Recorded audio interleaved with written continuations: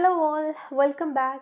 So in today's session, we'll be dealing with editorials and how to write an editorial and also op-ed pieces, that is opposite the editorial page.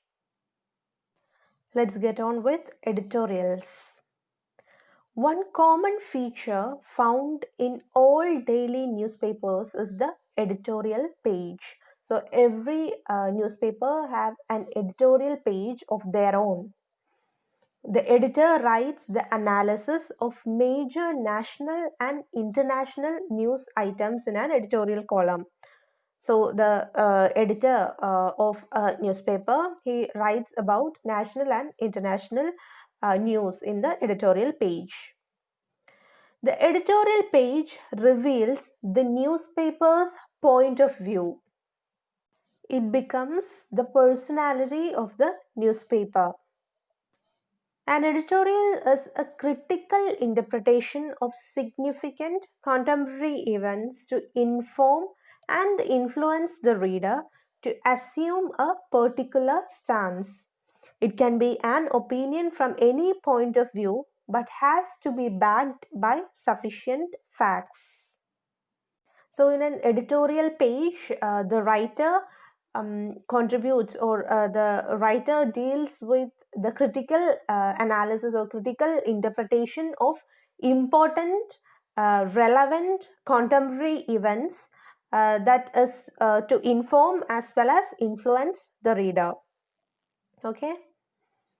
So the opinion of the editor, that it can be from any point of view, but it has to be backed by sufficient facts. The writer has to present his stance on any event by standing upon sufficient facts. Okay. Editorials are meant to influence public opinion and encourage critical thinking. So unlike another newspaper reports, the editorials, they are meant to influence public opinion and encourage critical thinking. The editorial helps the reader to understand the implications of policies and decisions that are taken by the authorities. So the editorial, it elaborates the implications of different policies and decisions that are taken by the authorities and government, and it helps the reader to understand more about these decisions. The writer must take into account the policy of the newspaper while taking a position on any issue. We know that the editorial page reveals the point of view of the newspaper. When writing an editorial, the writer must keep in mind to take into account the policy of the newspaper before taking on any stance. Okay. The editorial becomes the personality of the newspaper. We already discussed that it presents the point of view of the newspaper and it becomes the personality of the newspaper. All editorials are interpretative and explanatory, while some might be controversial. Such editorials are prime examples of persuasive writing because they try to propagate a particular idea or policy by presenting only the negative features of the opposite side. Some newspapers run dueling editorials during elections, with each side taking up for a particular side. So every editorial, it is interpretative as well as explanatory. It interprets different events and they explain the events with sufficient facts. And some editorials, they are controversial too. It becomes controversial because they try to persuade or influence the readers by propagating only the negative features of the opposite side. And in election times, the editorial of newspapers, they run dueling with each side taking up for a particular side. Okay. Writing an editorial demands a judicious choice of vocabulary. The language used must be unambiguous and concise. The presentation of ideas must be logical and the data must be analyzed in detail. So the writer must be careful with the words while writing an editorial, and the language of the editorial, it must be unambiguous and concise, meaning it should not be vague and it should be clear. The representation of ideas, it must be logical. There should be a logical presentation of ideas and it should be explanatory. The data must be analyzed in detail. Okay. The basic difference between a news article and an editorial is the stance of the writer. In a news article, the writer is neutral in his writing, whereas in an editorial, the writer can give his opinion based on various facts. See, we know that when writing a newspaper article, the journalist or the reporter should be careful to be neutral in his writing. He shouldn't be biased with his writing.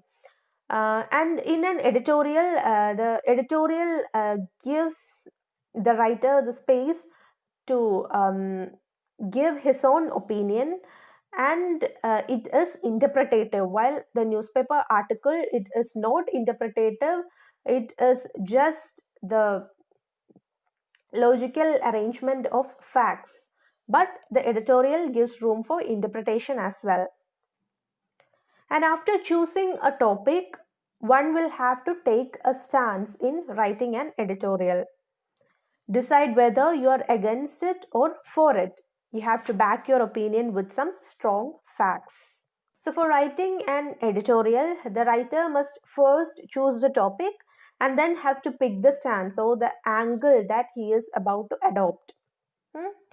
And decide whether you're against it or for it.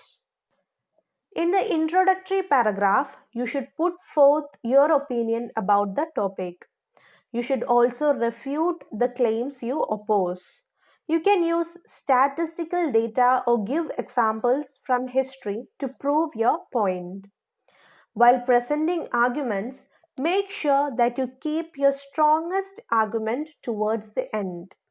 The arguments in an editorial must be substantiated by actual evidence. So these are the points to be kept in mind while writing an editorial. In the introductory part, you should give your opinion about the topic. And also state that if you are against it or for it.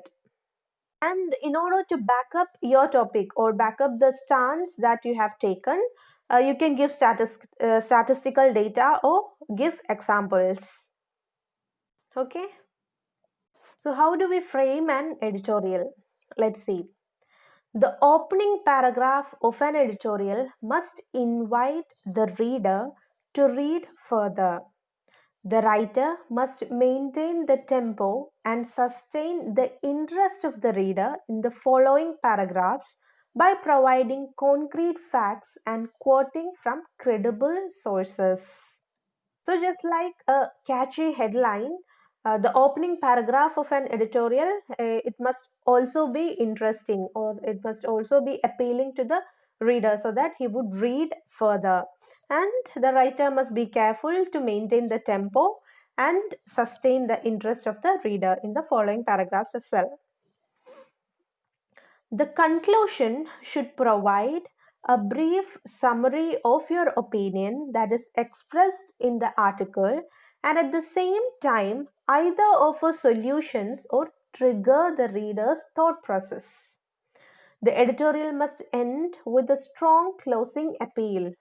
The use of memorable and appealing words at the end of an editorial exhorts your audience to take action. In the conclusion, the writer should give a brief summary of his opinion on the topic or about the article, and it should also either offer a solution or give a piece for thought. Okay. It must also end interestingly. The editorial must end with a strong appeal. The length of an editorial will depend on the topic that is chosen and what you have to say about it. There is no stipulated limit on the length of the editorial. So the editorial doesn't have a space limit, unlike other newspaper reports, and the length of the editorial will depend on the topic. When writing an editorial, do not use bombastic or opaque language to convey your ideas. We know that the language, it should be clear and it shouldn't be confusing. So we should not use a bombastic or opaque language to convey your ideas. Keep the language simple and direct. Make use of repetition. Salient points in the editorial must be re-echoed to ensure that the reader is at home with the message. So in order to make sure that the reader gets the message, the writer must make use of the method of repetition in editorial. Okay. So the next topic up for discussion is op-ed pieces. An op-ed, abbreviated from opposite the editorial page, is a newspaper article that expresses the opinions of a writer who is usually unaffiliated with the newspaper's editorial board. So the full form of op-ed is opposite the editorial page. It expresses the opinions of a writer who is not affiliated with the newspaper's editorial board. It is written by someone who doesn't work in collaboration with the editorial board. These are different from editorials, which are usually unsigned and written by editorial board members. So we know that the editorial, it is unsigned and it is written by editorial board members. But the op-ed pieces, they are not written by editorial members, editorial board members, and it is signed. The op-ed pieces run from 850 to 1000 words. Newspapers allot space for free for op-ed articles and letters to the editor as part of their commitment to the public. So there is a free space for op-ed articles and letter to the editor's section in a newspaper as part of their commitment to the public. So that is op-ed pieces. Let's wind up today's session. As assignment, write a note on editorials and op-ed pieces. Thank you and have a nice day.